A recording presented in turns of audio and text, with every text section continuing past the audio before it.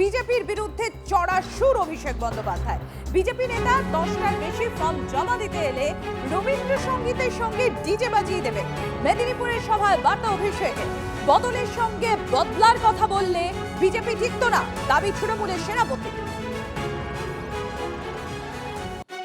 একদিকে ইডি আর একদিকে ইসি, একদিকে তদন্তকারী সংস্থা আর একদিকে ইলেকশন কমিশন। এই বুথে কারা রাজনীতি করে? হাত তোলো তো, হাত তোলো।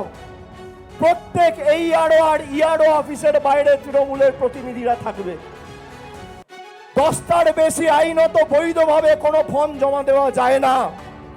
আর যদি কোনো বিজেপির নেতা ভাবে শেষ মুহূর্তে, ফর্ম জমা দেওয়ার শেষ তারিখ ছিল কাল, যেহেতু বিজেপি ফর্ম জমা দিতে পারেনি সময়সীমা বাড়িয়ে 19 তারিখ করেছে।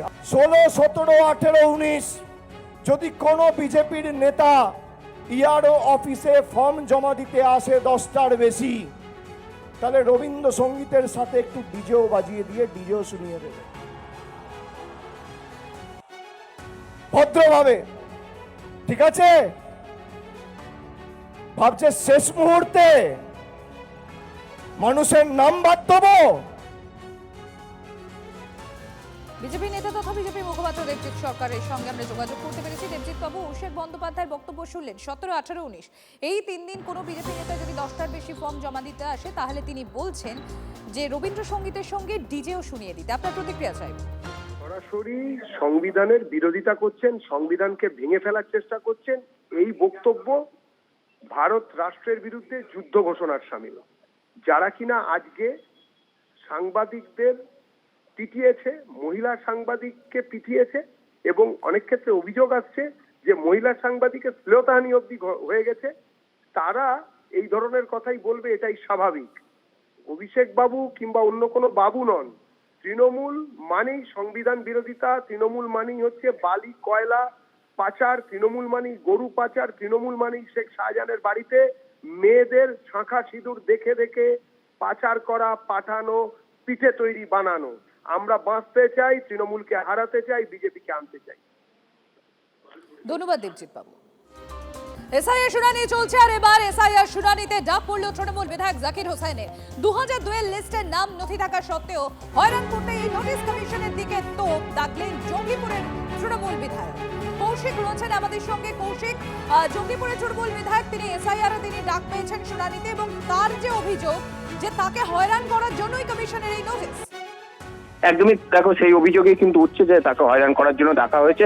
তিনি 2002 সালের বাসিন্দা, এবং তাকে যে কারণে ডাকা হচ্ছে, যেটা বিএলও সূত্রে জানা গেছে যে লজিক্যাল ডিসপ্যারেন্স, সেই কারণে কিন্তু ডাকা হয়েছে তাকে। তবে জাকির হোসেন তিনি জানাচ্ছেন 2002 সালের ভোটার হওয়া সত্ত্বেও তাকে ইচ্ছাকৃতভাবে ডাকা হয়েছে এই লজিক্যাল ডিসপ্যারেন্সের মাধ্যমে, এবং তাকে হয়রান করা হচ্ছে। বিজেপির অঙ্গুল হিলনের যে নির্বাচন কমিশন কাজ করছে, সেই কারণে এইরকম করা হচ্ছে। তৃণমূল বিধায়ক শুধু নয়, এরকম সাধারণ মানুষকে হয়রান করা হচ্ছে, সেই অভিযোগই তুলেছেন। ধন্যবাদ কৌশিক। কমিশনের গায়ে জ্বালা হচ্ছে, বিজেপির নির্দেশে জীবিতদের মৃত দেখাচ্ছে কমিশন। মোদী শাহের নির্দেশে চলছে কমিশন। গণেশ কুমারের জন্য ছানিশ্রী প্রকল্প চালু করতে হবে। গণেশ কুমারের জন্য নতুন প্রকল্প চালু করতে হবে, ছানিশ্রী প্রকল্প। বিজেপি নেতাদের ছানি কাটানোর জন্য জীবিত মানুষকে মৃত দেখিয়ে দেওয়া হচ্ছে। 3 জন জীবিত লোককে মৃত দেখিয়ে দিয়েছে। ইলেকশন কমিশনের গায়ে খুব জ্বালা হচ্ছে। অভিষেক ব্যানার্জি নিজের সভায় কি করে এদের উপস্থিত করছে। এই গণেশ কুমার অমিত শাহ, নরেন্দ্র মোদীদের আদেশে নির্দেশে অঙ্গুলি হেলনে জলজ্যান্ত জীবিত মানুষকে মৃত ডেড দেখিয়ে দিচ্ছে। এই 3 জন মানুষকে দেখান। এদিকে দেখুন তো মা, আসুন এদিকে দেখুন, এদিকে দেখুন, ধরা পড়ছে। গণেশ কুমার ভ্যানিশ করে দিয়েছে, গণেশ কুমার দেখতে পাচ্ছে না। গণেশ কুমারের জন্য একটা নতুন প্রকল্প বাংলায় চালু করতে হবে, ছানি অপারেশন ছানিশ্রী, বিজেপি নেতাদের ছানি কাটানোর জন্য। জীবিত মানুষকে, জলজ্যান্ত মানুষকে দেখিয়ে দিচ্ছে ডেড, মৃত। মানে মানুষ নিজের ভোটটুকু দেবে না। বড় বড় ভাষণ, যারা মারা গেছে কারোর বাড়িতে গিয়ে একবার খোঁজ নিয়েছে?